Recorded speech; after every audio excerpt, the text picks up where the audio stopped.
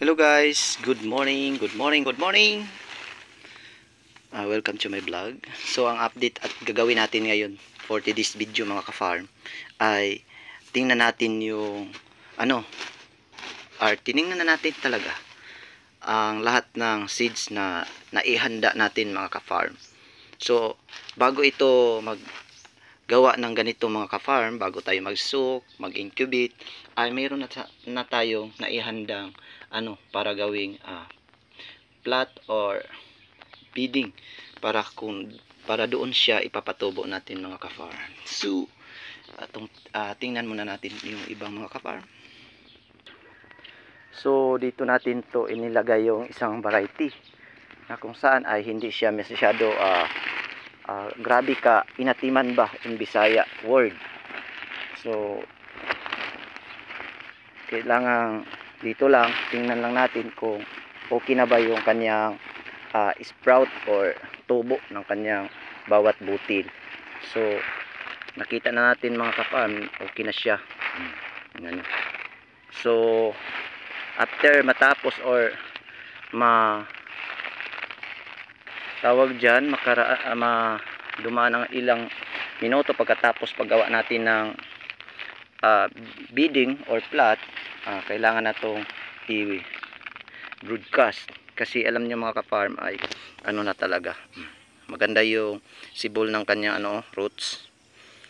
Saka bukas ay maging na to, susunod na to yung mga ka-farm, yung kanyang unang dahon. Okay, let's go, pupunta tayo doon sa nagawa ng plat. So ito na mga ka-farm, nandito na tayo at going tayo doon sa gumawa ng plat. Pagkatapos nito sa aking pag-record ay tutulong na ako niyan, or siguro sa natapos na plat ako'y magsunod na pag-broadcast sa na tumubong buto ng palay or ayung naihanda nating para sa para sa seedling. So ito na ang ibig kong sabihin mga ka-farm mo. Hindi masyado very clean yung dike dahil hindi pa tayo tapos niyan, pero ang importante ay bago tayo gumawa dapat ako'y nabubulol, dapat kailangang naraanan na or passing na ang ating area lahat.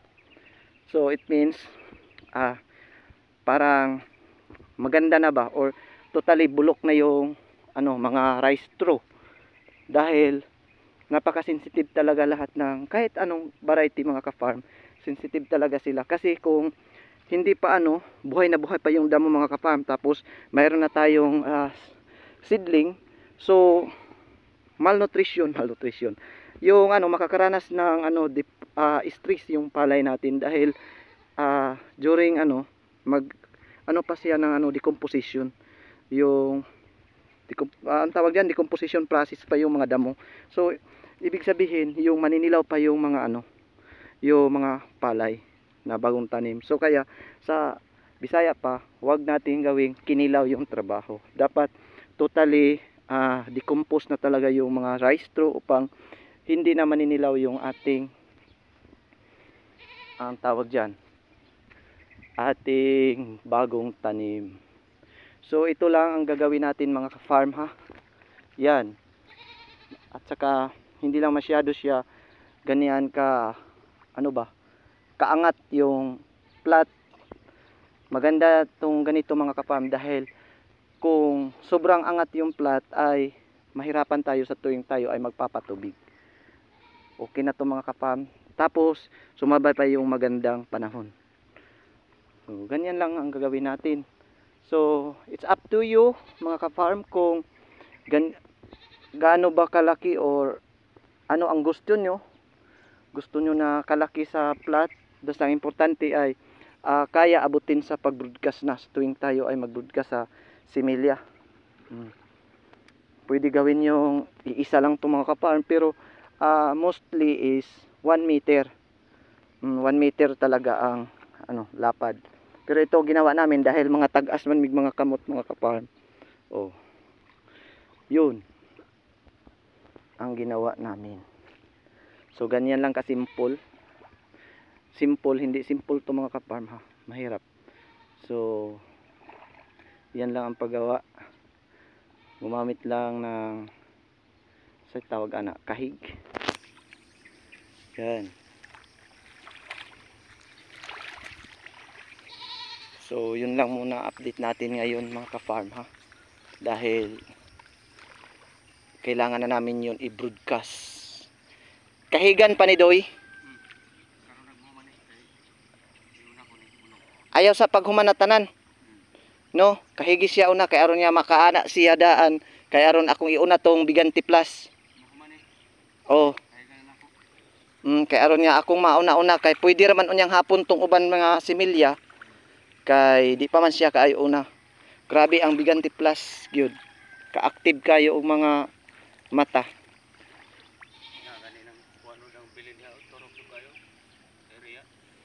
Gani.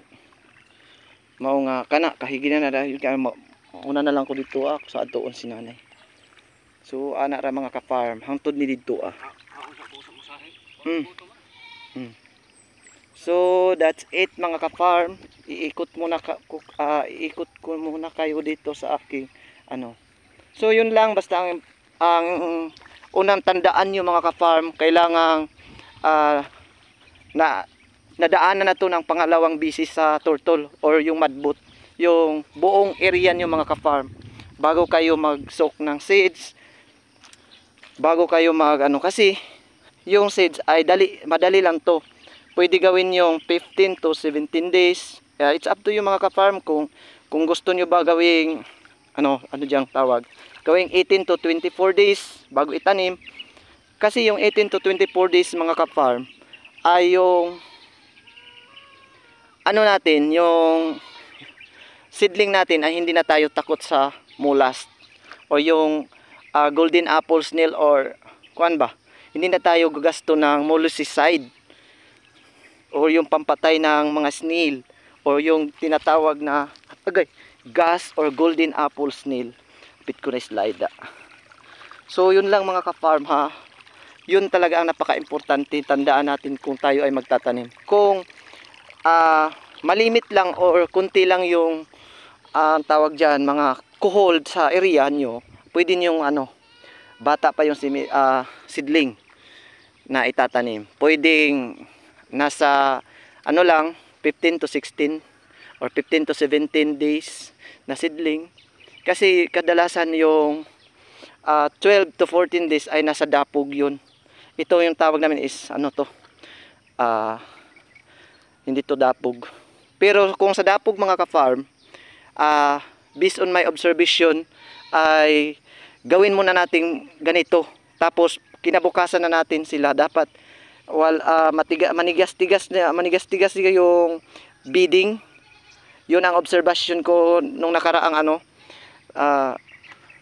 cropping. Dahil kapag mayroong tubig-tubig dyan sa gitna, ay yun ang aatakihin ng pagkabulok ng seeds. Dahil may vacuum yun. Dapat kailangang advance to ginawa natin bago natin hanigan or lagyan ng tent sa bedding. Tapos kung sa dapog method tayo mga ka-farm, ito ay diretso na lang to. Tawag dyan sa Bisaya ay saghiran panigkuan, guyuran pa ni siya og tent o trapal para mahimo ma-plain siya. Yun lang mga ka-farm. Thank you so much for watching.